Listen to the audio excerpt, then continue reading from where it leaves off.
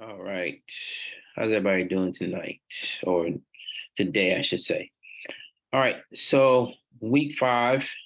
First off, I'd like to apologize for the previous weeks. I thought I was using the correct PowerPoint and book, but apparently I got that mixed up. So, I apologize. Good thing is the information is pretty much the same, no matter which book you're using and what level you're at. It's just a little more detailed at the master's level. So um, going back to the original book and PowerPoint for this particular class. And today we're going to discuss really how to, you know, build up your organization as far as getting people to perform in a way that makes sense and is really efficient and productive for the company by employing different methods and different techniques in leadership and just providing different resources as far as technology and some of the other things that make the work life and make it much easier for your people to perform at a high level, right? So really looking at creating work systems or high performance work systems, we like to use all the resources and opportunities that are available, okay? And it's really have to be synergistic, excuse me.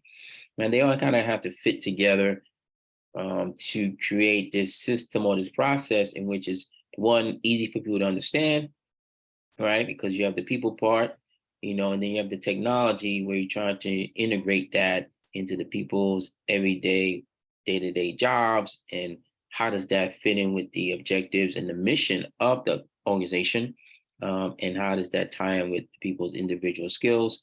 And in the organizational structure itself, do I have the infrastructure? Do I have the resources internally and externally to support my teams and the people inside my organization to make sure that they have everything they need to get the job done and get it done well. Okay, so here's some elements of a high performing work system. Right, you say the organizational goals are always the determining factor or the driving force, and then we're looking at the output as a performance, right? But within that, how does that happen, right? How do the pieces kind of come together, and which pieces are we looking at to take the goals of the company and then turn that into a high performing system, or at least have an output that we're happy with or product that we're happy with, right?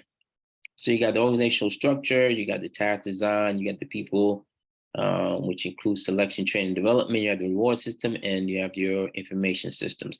And all those things coalesce together and are usable and are used by team members, managers, leaders, in which to get our performance out there. Okay. So here's a little bit more detail when it comes to each one of the elements. All right. Organization structure, way organization groups people in the division, departments, and reporting relationships. So depending on how you kind of formulate your teams, all right. That all goes into who reports to who, what departments kind of work together all the time, what departments maybe you can tuck under another department. um, Certain departments, you can never have underneath another department. You need to leave them, standalone. So there's IT, even within HR, you're talking about compliance. You want to keep that kind of on its own and separate from the other aspects of HR. Okay. You got your task design, right? How details of organization's activity be grouped. The people, right? Right person, right job, right time. The reward systems, of course, we're looking to make sure that we reward people for good work and to also use it as a motivational tool for them to keep striving to reach lofty goals and to get better and improve themselves, or mean at the same time um, contributing and bringing value to the company. And then we have our information systems, which is kind of falls into our technology realm, right? And we want to be able to leverage technology and leverage communication so that we can share information widely, right? Because the key to success really for employees is to have access to information, right? And the information may be general in nature or more specific to what they do. But at the end of the day, It's usually always better to have too much information than not enough. Okay, but we'll make it happen. All right. I'm gonna skip this slide. You can kind of reflect on this slide as you go through, the video, and determine in your own mind which one you feel is most important to the success of the company. Okay, so some outcomes, of course, if you have a really well balanced and good working system, you're going to have high productivity and efficiency, right? And that's what we're really striving for. We want people to be as productive and efficient as possible. Productive because, they get things done on time, is done well, efficient because I save money and time. Okay. And so that always leads to, increasing revenue, right? Which leads us into the next one, which is higher profits, right? We can tell if our systems are working well if we have, at the end of the day, the bottom line is pretty good and we steadily increase our profits on an annual basis or whatever the fiscal calendar may be. Right. So that's what we're looking for. Right. High product quality. Right. Whatever the outcome is, we want it to be of the highest quality and have it to the highest standards possible based on our resources. Okay. But we always want to try to provide a high quality product so the consumer is happy with what they got compared to what they spend on the particular product, good, or service. All right.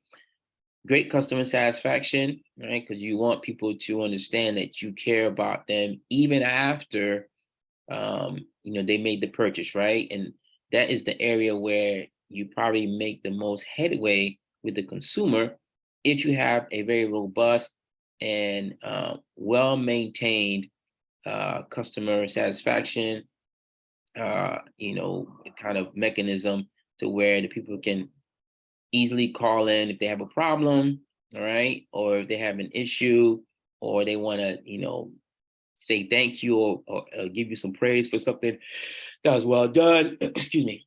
So a couple of different things, but you want to have a good line of communication with your consumer pre, during, and post purchase. Okay. And post experience also. And then low employee turnovers. If you have a good working system, everything is working well and people are happy.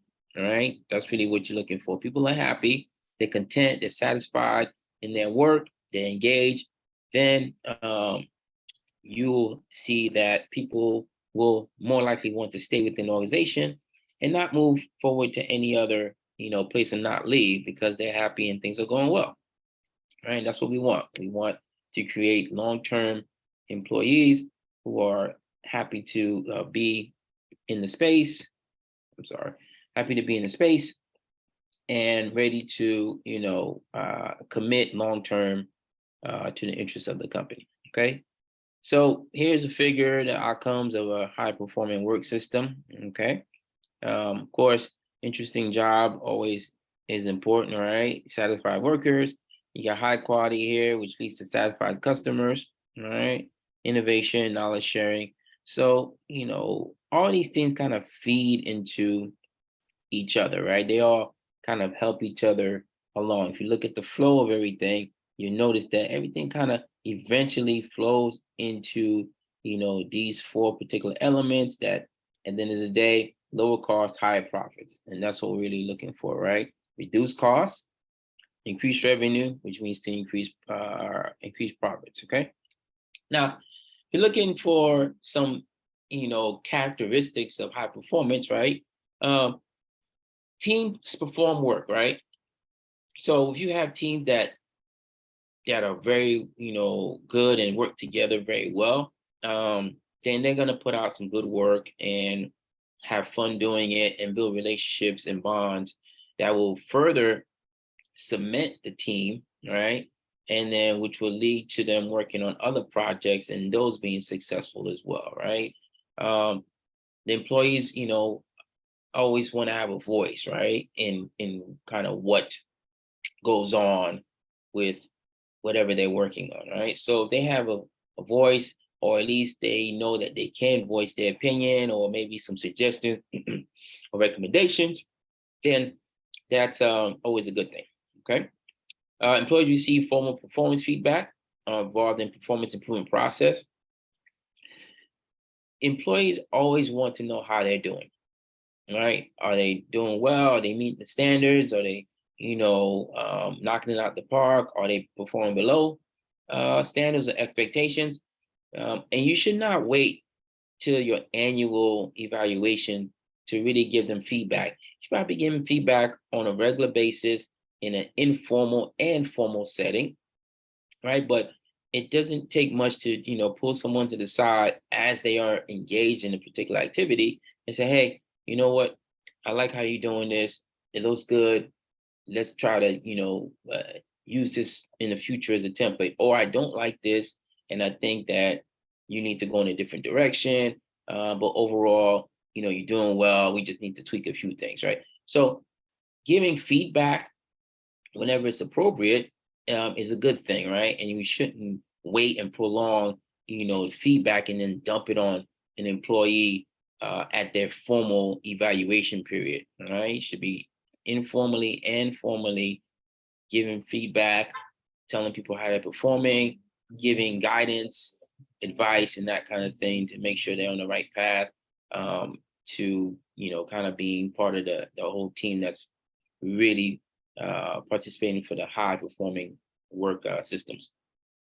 Ongoing training is emphasized and rewarded, right? We're always looking for self-development, self-improvement, okay? So any training that you can provide to your folks is always, pushed. And for those that do participate in training and are actively trying to enhance their skill sets, usually will get rewarded or some kind of recognition, either via promotion or increase in pay, or maybe the ability to do other things within the company. And so you always want to try to cross train as much as possible, expose your workforce to all aspects of the organization's many duties and responsibilities. That way they have understanding what their role is and what the impact of their job is, one thing. And secondly, you give them an opportunity to see, how other things work in the company. All right. And then third, they may decide that they're more interested in this particular area than another, and move to that area. But training is definitely key, whether it be, organizational training as far as sexual harassment, um, you know, um, um, what you call it, active shooter drills, all those things, right? All that is training, right? Substance abuse training, but then there's other training that employees will get that's more specific to the actual skill sets in their job and those kind of things. Okay. And employee rewards and compensation relate to company's financial performance, right?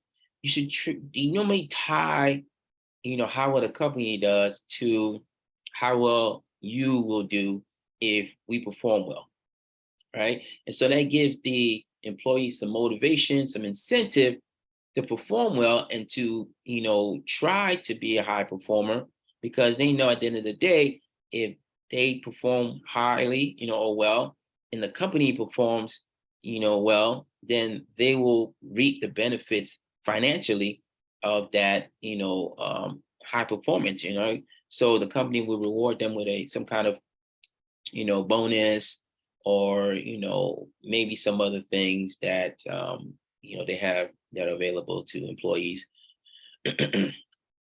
Okay, equipment, work process, and technology encourage maximum flexibility and interaction among employees. Right. So again, you have here where you're kind of leveraging the technology or the innovation in which to improve on processes, right?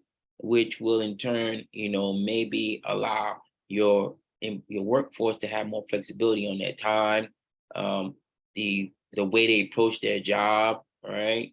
The ability to kind of integrate or use multiple different tools together, and then also, how they can build, a better relationship with other employees, either be it Zoom or Insta chat. There's a Ventrilo. There's a lot of different things out there that you can use as far as equipment, software, hardware, that can really contribute to being a high performing organization or high performing team and then high performing work systems. Okay.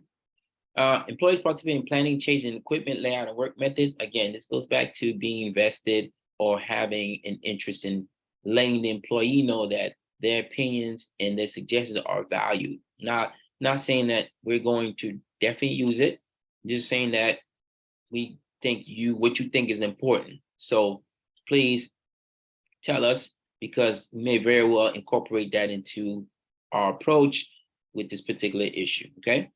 Work design allows employees to use a variety of skills. All right. Employees understand how their jobs contribute to finished product or service, which we talked about already. And ethical behavior is encouraged, right? We want to make sure that our teams, our workplace, our organizational culture is rooted in ethics, right? And ethical behavior.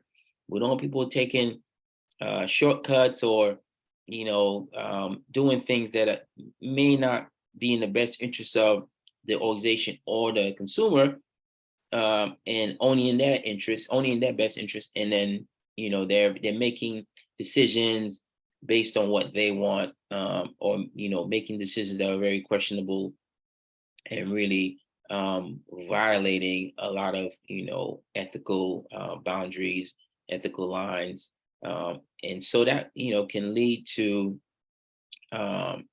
things going awry very quickly. Okay. So conditions that contribute to high performance, teamwork and empowerment. So as I said before, all right, good teams, right, that perform well together, right, will usually give you a pretty good product, right? Because they're talking to each other, they are bouncing ideas off each other, they're giving each other space and room to kind of make these suggestions, recommendations that may be out of the box, with no judgment, right? We're part of the team. We have the same mission goal in mind. Let's think of things that may not be conventional in nature that would help us get to the end state. Okay. So part of, all that is empowering your team or individual in your team to make decisions, right? To let them, decide about certain things on their own that's going to have a direct impact on what they're doing. Right. Design works is performed by teams, manage, coordinate roles, and provide resources, right? Because that's really what leadership is about. When you're a manager, leader, you're there to provide the resources so the folks can do their jobs. They know what they're doing. They just need the tools. Excuse me. So whatever that resource is, you have to make sure that they have access to those resources, okay? That they know that those things are available, and if they need other things, that they have access to those things too, okay? So we talk about knowledge sharing, right? When it's key that for for organization to perform well, right, and to have high performing work systems, knowledge has to be spread across the whole organization, right? People have to be willing to pass on what they know to others that are coming up, maybe others that don't understand or don't know, right? You're basically a teacher within your organization, right? You may not think of it that way, but if you're training someone else to do something, or if you're showing someone how to do something, or someone showing you how to do something that you've never done before, or showing you how to improve upon a certain process or technique, then that's what we want, right? We want, a learning organization, okay? Lifelong learning, okay? And you really get that by, providing training opportunities, learning opportunities as far as, continuous education, adult education, or just training, in your particular field, okay? Critical thinking, systematic thinking is widespread, learning culture in which learning is rewarded and employees are valued. So you can see all the things where we want to teach or give our employees opportunities to learn and to get better, right? And it's never short term. Learning is a lifelong endeavor. You're always going to be learning something, no matter what your age, right? But that also leads to people, kind of being able to sit down and actually critically think about things that maybe they didn't think about before, or different ways in which to approach something.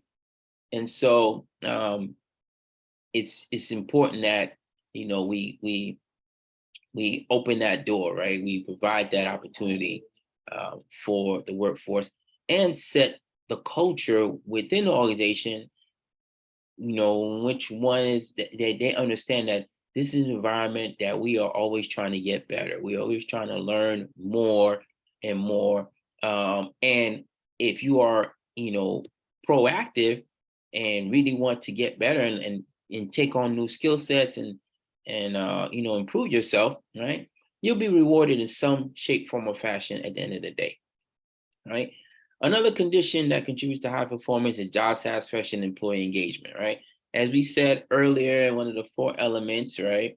Um, Having employees happy with what they're doing, which leads them to being engaged in the job, is definitely going to result in a positive outcome for the organization. Okay. So we want engaged employees. We want employees that are satisfied with what they're doing, because once they get bored and they don't not really happy about their role, you will see the productivity, the efficiency start to decrease. You'll start to see, a lot of, maybe not so great results.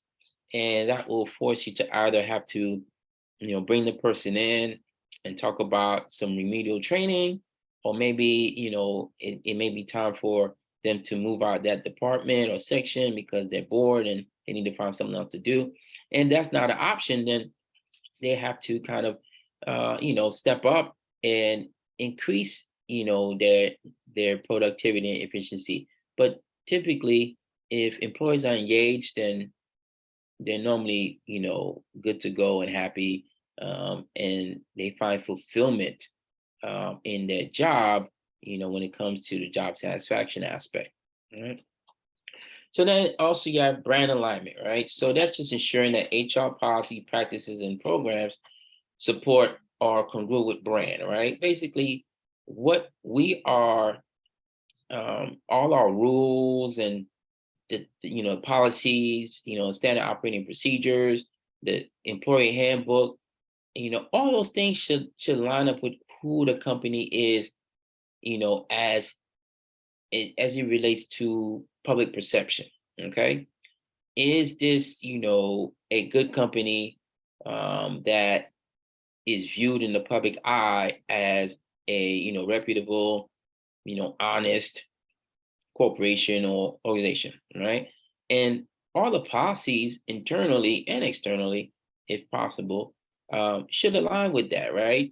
People should see your brand or see the company's brand and know, okay, they're honest, they're fast, they're good, they're, or they're bad, they're slow, their customer service is terrible, right? So when you see certain brands, typically those brands and how you identify those brands, those characteristics of the brand, are normally attached somewhere to how the company does its internal procedures, right? From training to recruiting to performance evaluation to succession planning to everything, right? To how they just practice and how they behave in the community, and just in general, right?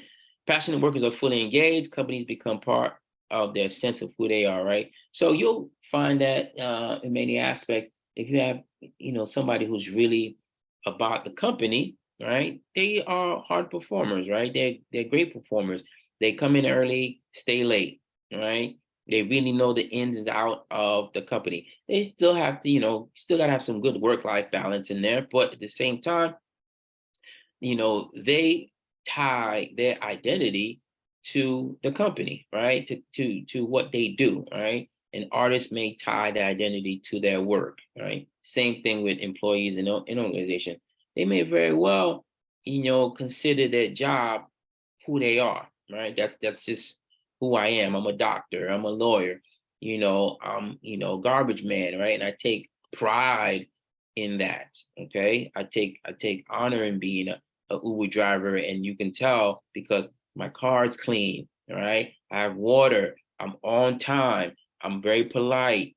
there's a lot of things that you can see right off the bat when you know someone is enjoying their job and are fully engaged. And this is who they are. You can see reflected in their product or their work performance, right? Now, HR has a significant role in creating these conditions, right? HR really is the middle piece between management and the workforce. Okay, so HR has a big role in making sure that the two sides, talk, and HR takes care of both sides, right? HR, from a organizational standpoint, is there to protect the CEO, CFO, all those folks making major decisions, and how the law applies to what they're doing. On the employee side, HR takes care of all the other stuff, right? Payroll, performance, um, you know, um, evaluation, just whatever other HR issues you may have, right? And so HR is really the glue, that can really form a good relationship between the two parties.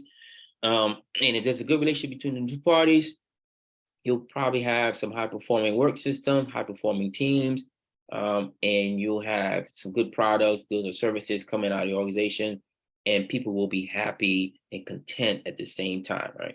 So it sounds like a very difficult endeavor, but it can be done.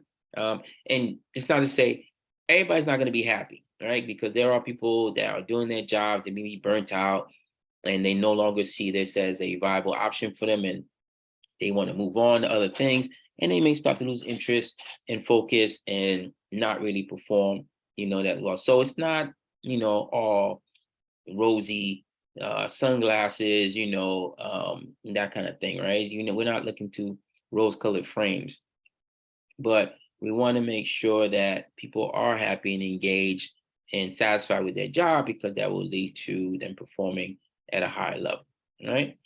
All right, so ethics is another thing that contributes to high performance, right? Ethical systems include written code of ethics, reinforcement of ethical behavior, performance measures, including ethical standards, challenge for employees to seek help, and training in ethical decision making, right? Ethics is a big deal in any company, in any organization, any relationship, all right? You want to establish your ethical framework, like your ethical foundation. What is it? You need to get that situated and get that established, and let the workforce know exactly what it is that you do, right? You're going to have it in written format, black and white, so you can reference it. Okay. You want to show it not only in words, but in your actions.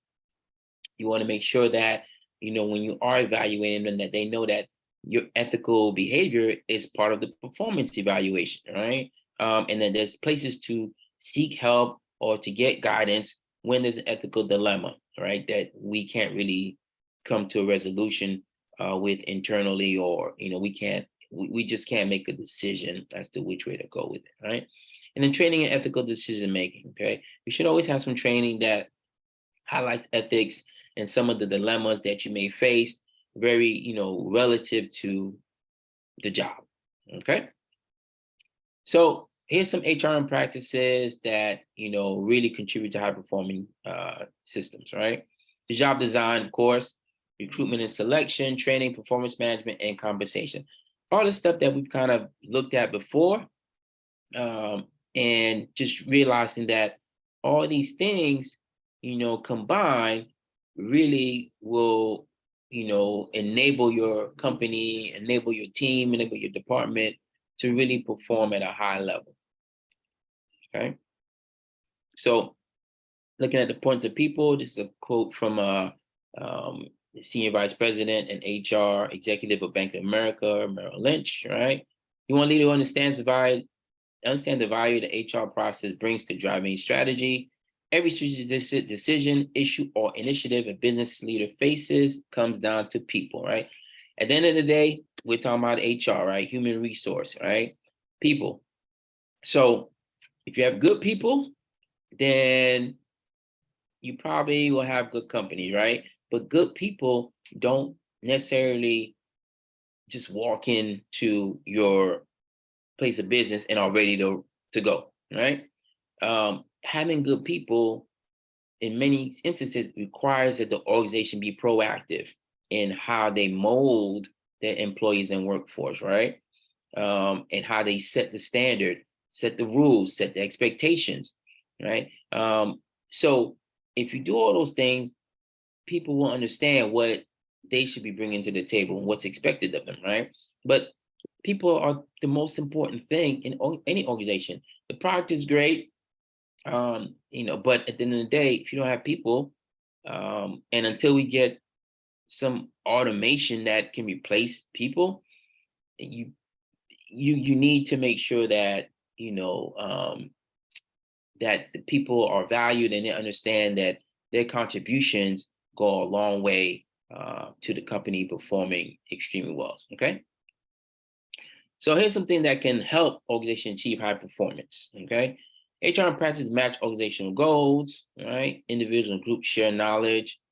Work is performed by teams. Discipline system is progressive. Pay system rewards skills and accomplishments.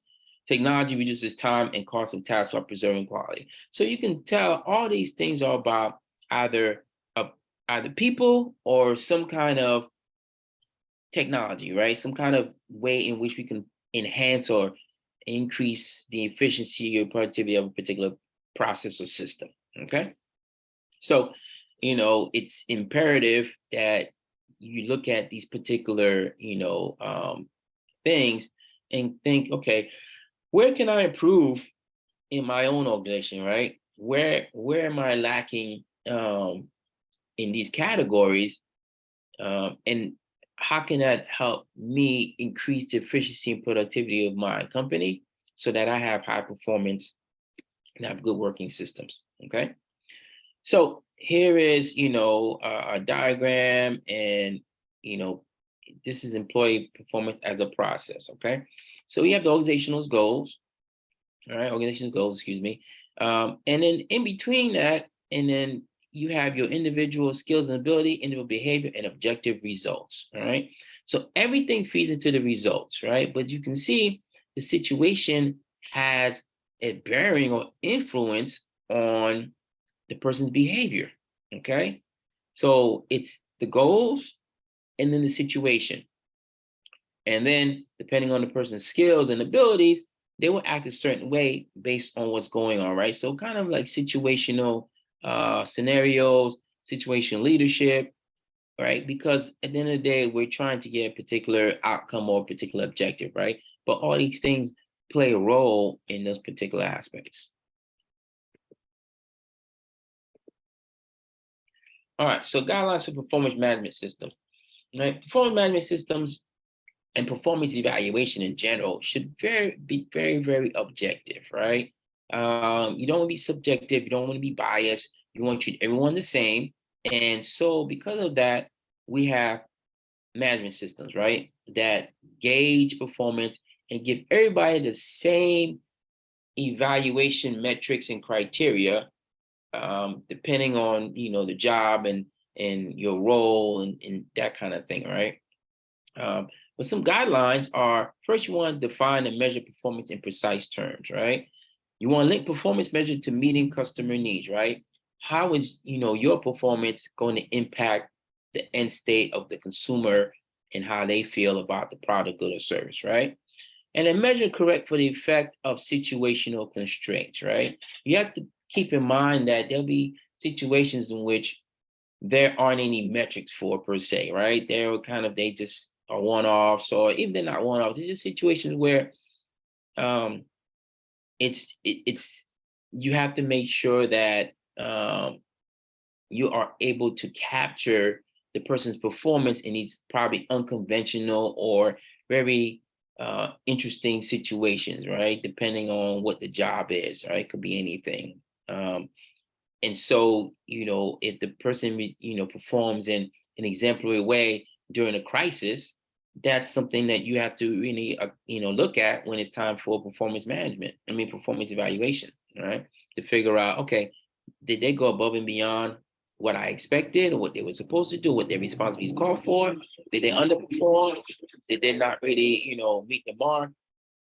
And so there's a lot of things that aren't necessarily, you're not able to encapsulate in the metrics. Okay, and so you have to kind of think outside the box, and maybe it won't be a metric that is on the, as far as like something you can pick, but when you're writing the narrative about how overall you think the person performed, you may stick it in there and say, hey, employee performed extremely well in a very unique situation that was a crisis.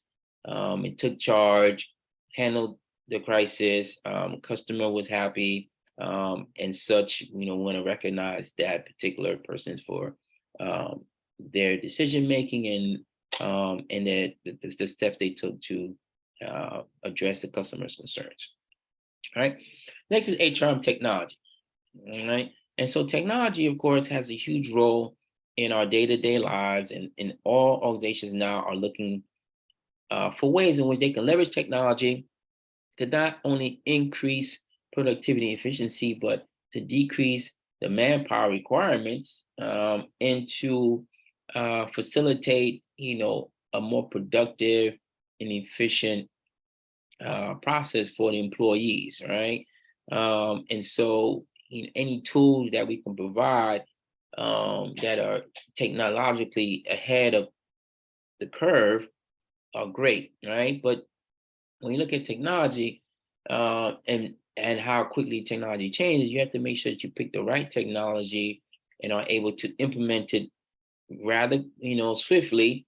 Provide the training for the new technology, right? If necessary, have the hardware necessary, right? And give people time to learn and get adjusted to what's going on with the technology, and then have a place where they can seek help, and get guidance on what they need to do in order to become proficient in a particular piece of technology. Right.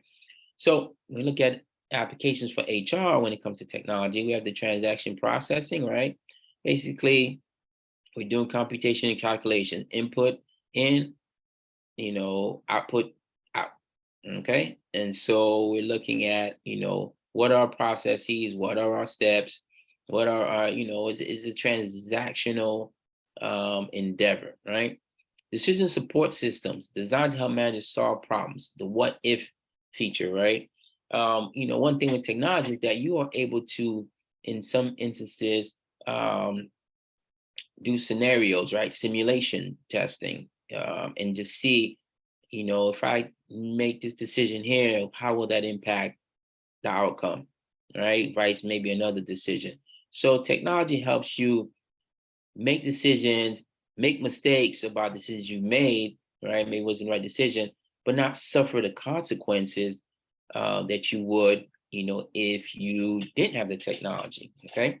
If you're a pilot, learn how to fly, and you're in a simulator, you can crash as many times you want. Okay, because you're learning every time about what not to do, maybe what to do.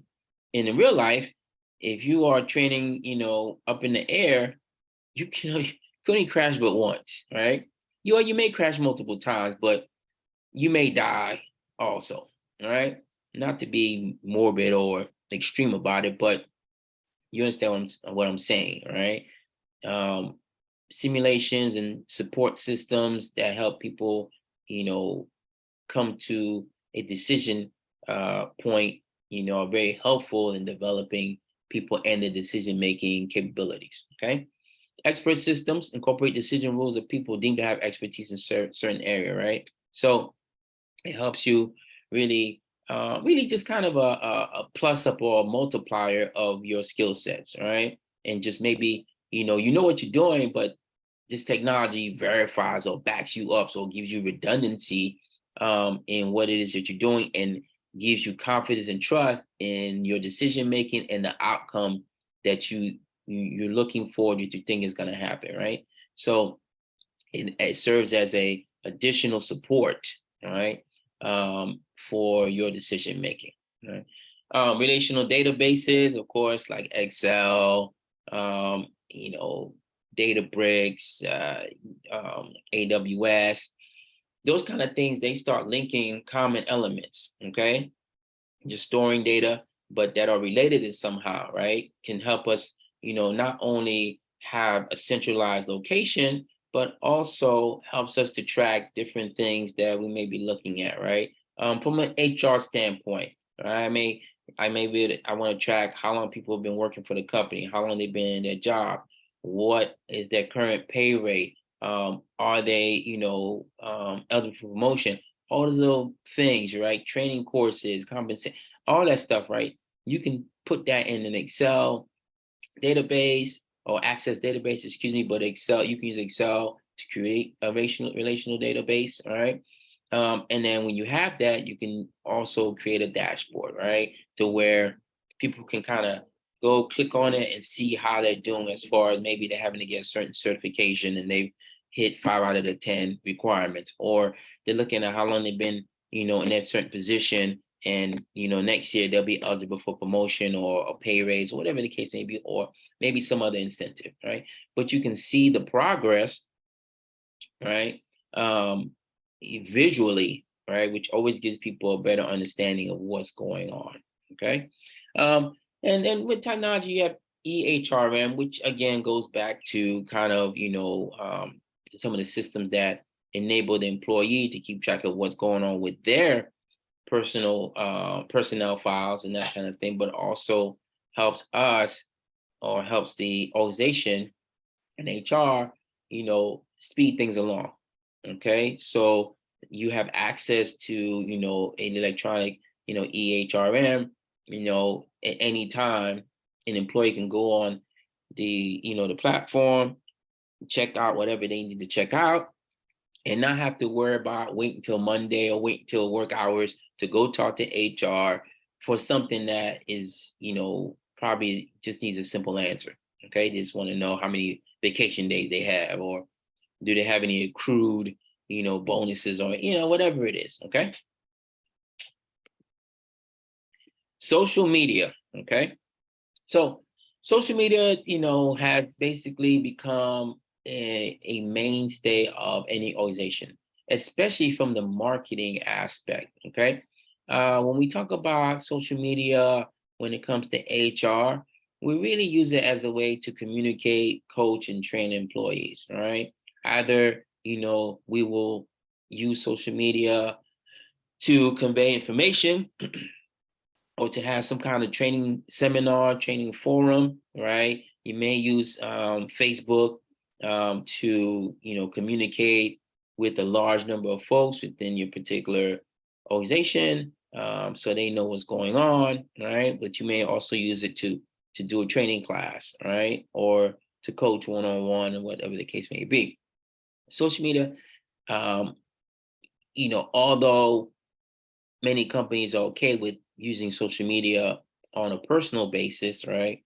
Within the framework of being at work, you want to limit that as much as you can, right? You don't want to necessarily be on social media and using your personal social media and integrating that with your work life, right?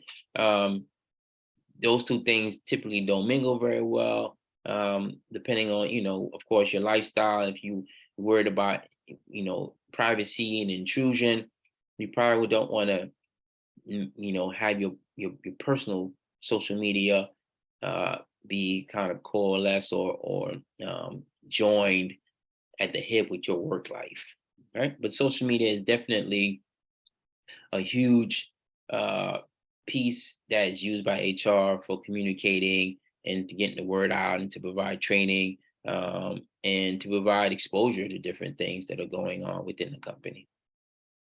Okay. So here we have a table that thinks about or looks at how customers view HR, right? Um, And when we look at, basically the customer oriented perspective of HR, right, you got to look at who are our customers, right? For HR, the customers are the people, right? Managers, planners, employees, right? What our customers need, all right? They need committed employees, competent employees, all right? Managers need people that are smart, work well, are, self motivators, take the initiative, you know, uh, just they need good people, right? And they also need people that, not only are, committed, but also, have the cognitive ability to perform the job. Okay. And the way HR does that, is to make sure that they provide qualified staffing. All right. The performance management process and system is good, right? And it's fair and unbiased. All right. That's a big key because the performance evaluation typically leads to, monetary uh, incentives, right? It leads to promotion directly, right? It may even lead to retention as to, when you're doing your job, okay? We reward when applicable, all right? Either the team or individually, and we provide training and development, right? HR provides a lot of resources in which people can tap into if they really want to train and develop themselves on a personal and professional level. Okay. So when we look at the effectiveness of HR, all right. So, you might do an HR excuse me, formal review of outcomes of HR functions, right? Based on identifying key HRM functions and key measures of business performance and customer satisfaction, right? So basically, we're going to look at HR from top to bottom, right? How how well are we doing with our payroll? Do we have a lot of payroll mistakes, right? How well are we looking at in compensation, right? Are we paying people the market rate and, making sure we retain our core knowledge and the people that we need to with the various skill sets, right? How are we doing with training? Okay. And overall, how are we doing, with our performance from an HR perspective, right? Are the employees happy with how HR is treating them, right? How HR is taking care of them, okay? We look at also, EEO, we look at succession planning, we look at whether or not people feel safe in the workplace. Do we have procedures and policies and things in place that will counteract, active shooters and just create a safe environment, for our work at hazmat, receptacles, all that stuff, depending on the job, right? Or even to the basics of, is the bathroom always clean? They're always, in toilet paper and hand soap, or all the toilets always functioning, or are they always breaking down? And is it a hassle to go to the facilities? Do I have a sufficient provide sufficient lunch break time? All right. Is it too much? Do I allow too much of smoking break? So all those things can get audited, and people can look at those things from top to bottom, right? So then we look at the HR analytics, right? And then we look at whether or not our objectives and the things we set forth have been reached, right? Did we attain our goals? Okay. And so HR used to be viewed as a cost center, right? But now we know HR is really an indirect revenue generator, right? Because if the HR department takes care and does their job well, then the workforce is going to be extremely content and satisfied, which will let them or allow them to focus on their job, right? And not be worried about having to take care of pay issues, or not understanding what, Family Medical Leave Act is, and maybe they're in a situation where they need to use it. Understanding remote work, and maybe, hey, how does, we're in a COVID phase, can I work from home, or are we doing a hybrid telework type thing, right? And so we have to look at, and measure all the goals that we put out there, and see from an economic standpoint, did we, maximize, our monies, right? Did we do well in making sure we, spent the appropriate amount of money on training, but then we didn't, have any waste or any, frivolous use of funds and resources, right? And the things that we did from a financial standpoint, from an economic standpoint, added value or some benefit to the department, the people in the organization, right? And then look at, the organizational network analysis, right? Measure who's communicating with whom and how often, right? You want to see who's talking to whom. Okay. You want to try to figure out, okay, is there something that, you know, these folks, they're talking to each other, but you know, who are they going to, right? Are they going to the informal leader because they have a lot of experience and they're getting their guidance from those folks, or are they actually reading the handbook and reading the other stuff that is set forth by the organization and talking to, you know, people in HR, talking to their managers, talking to the leaders, right? And see, you know, kind of get a feel for who's talking to who and what does that result in, right? If I go talk to my manager and all my issues get resolved, then I don't need to talk to anybody else. But maybe my manager's not on the ball and have to go talk to his or her boss. And so you kind of look at, okay, how does that work, and why is it that, you know, you're talking to somebody on the next level when your manager or your leader should be able to handle the issue at hand? Okay. All right. With that said, this concludes this week's brief. All right. So again, I apologize for, you know, using the wrong PowerPoint slides.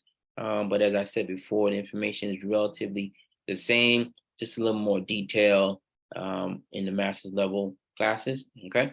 I want you to make sure you get your quiz in, your LE in, and also make sure that you stay on top of, you know, your research paper and all those other deliverables that are going to lead to that, and start thinking and working on your paper already. Don't wait till the last minute to try to, you know, put it together. Start working on these things now, a little bit at a time. You do a little bit each week. By the time, you know, week 8 comes around, it's time to turn it in. It was not going to take much, probably a little bit editing, and then you turn it in and you're good to go. All right. So read the syllabus, follow the guidelines and the metrics as set forth for the paper and for all the work for that matter. Right. And then you should be good to go. All right. Yeah. If you have any questions or need anything from me, please feel free to email me. And if it's an emergency or need something that has some kind of time constraint, text me. Okay. All right. Have a good day.